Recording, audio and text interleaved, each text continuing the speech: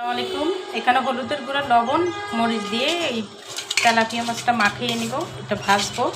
তো প্রত্যেক দিন তো ভিডিও দিতে হবে, এখন সেই ভিডিও তো দেখা যায় প্রত্যেক দিন করা হয় না। এক এক দিন এক এক রকম তরু তরকারি রান্না করি, কখনো ভর্তা ভাজি, যাই হোক এটা করা হয় না। আবার দেখা যায় করতে গেল ঝামেলায়, এইটা করো ওইটা করো, তো এই জন্য দেখা যায় ভিডিওটা করা হয় না।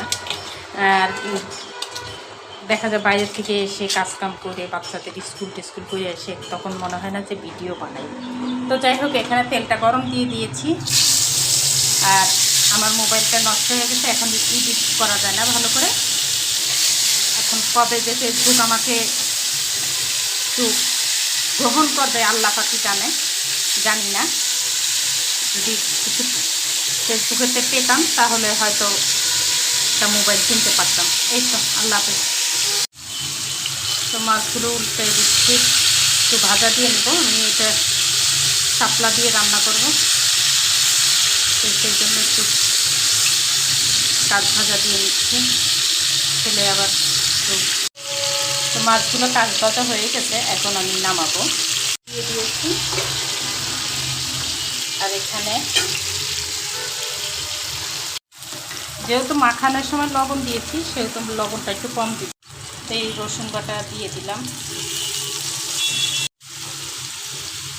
আমি মরিচ, জিরা আর ধনিয়া গুঁড়াটা দিয়ে দিচ্ছি। এখানে আমি শুকনো ঝালটা একটু কম দিব।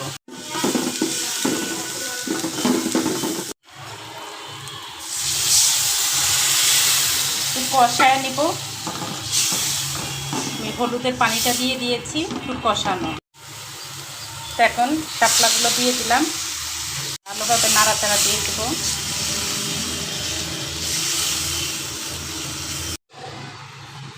আমি মাছগুলো দিয়ে দিব।